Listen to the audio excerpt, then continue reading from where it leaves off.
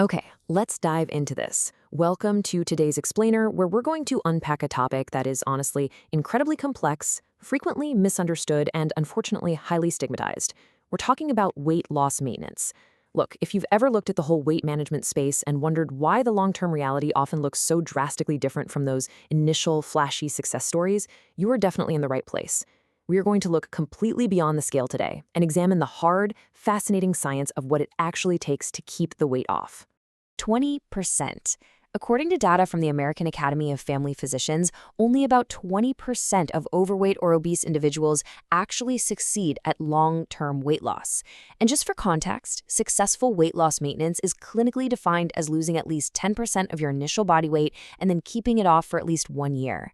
But that 20% statistic, that's just startling, isn't it? It really highlights that while losing weight is undeniably difficult, the real challenge, the actual hurdle here, is maintaining it. So, here's our roadmap for this explainer. 1. The weight maintenance challenge. 2. Why yo-yo dieting fails. 3. The psychological toll. 4. Habits of successful maintainers. 5. Medical and surgical solutions.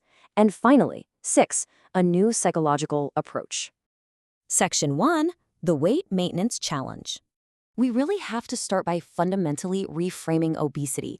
It isn't just some lack of willpower, right? It's actually a severe biological mismatch against what researchers call a toxic food environment.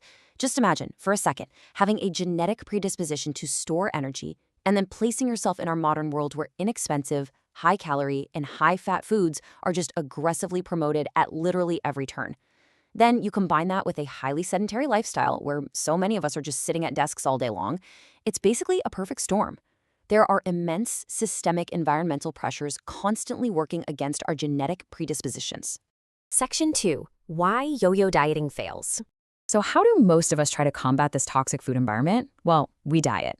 You've almost certainly heard of yo-yo dieting, that incredibly frustrating process of your weight cycling down, followed inevitably by it shooting right back up. But why exactly does this happen? Well, research from Uppsala University explains that severe restriction actually triggers our evolutionary biological defenses. When you restrict food, your body literally thinks you are starving, so it responds by slowing down your energy expenditure. And it gets worse. Your hormones shift. Leptin, which is the hormone that makes you feel full, drops. Ghrelin, the hormone screaming at you that you're hungry, goes way up. Basically, your body is physically fighting your diet to protect you from what it perceives as starvation. This brings us to a really crucial point: understanding the difference between rigid and flexible dieting. Rigid dieting is that all-or-nothing approach, completely cutting out entire food groups. And the data shows this actually heavily increases your risk of binge eating. The alternative is flexible dieting. This means eating a variety of foods in moderation, aiming for a slow, graduated weight loss.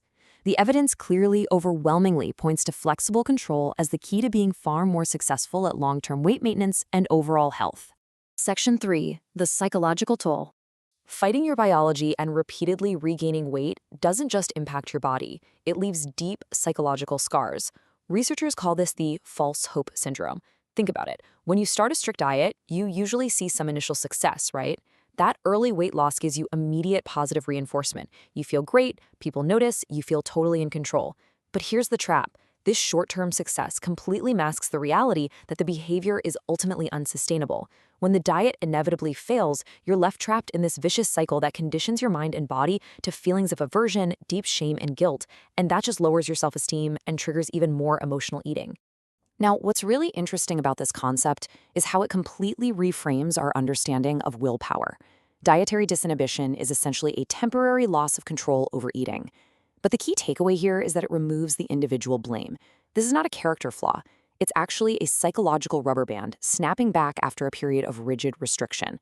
When you force yourself into one of those all-or-nothing diets, you're pulling that rubber band tighter and tighter. When it finally snaps, it facilitates periods of overindulgence or binge eating. The restriction itself is actually what's causing the loss of control.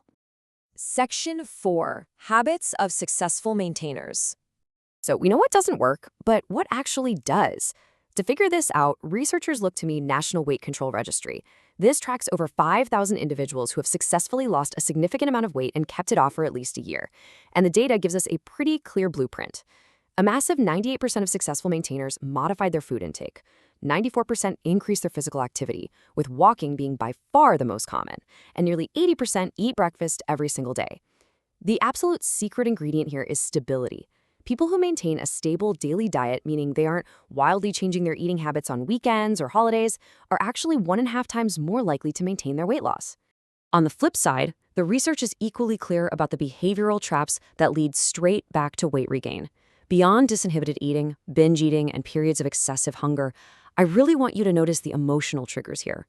Eating in response to negative emotions and having passive reactions to problems in life. If food is your primary coping mechanism for dealing with stress, maintaining weight loss becomes a monumental, incredibly frustrating uphill battle. Section 5, Medical and Surgical Solutions. But we have to ask, what happens when behavioral and lifestyle changes simply aren't cutting it?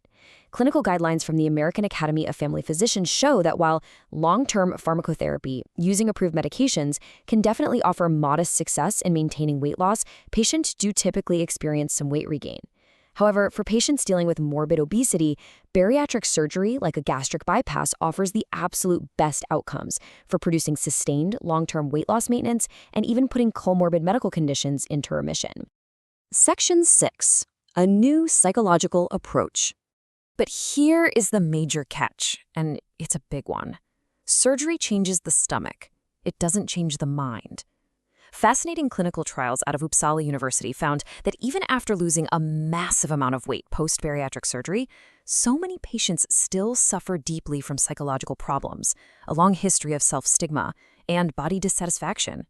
The physical weight might be gone, but the mental weight, it's completely still there. It became glaringly obvious that a completely new approach was needed for post-surgical care.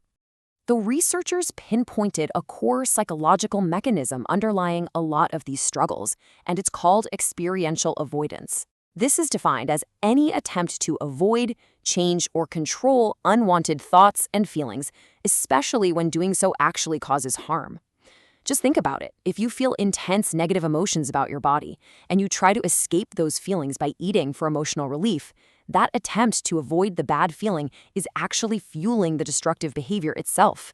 Experiential avoidance literally keeps you trapped in the cycle. And this brilliantly illustrates why researchers introduced a total paradigm shift using a protocol based on acceptance and commitment therapy, or ACT. The core philosophy here is remarkably simple but powerful. In an acceptance-based approach to obesity, psychological well-being is the main outcome, not the number on the scale, but true well-being. ACT helps patients accept difficult thoughts and feelings without letting them completely dictate their behavior.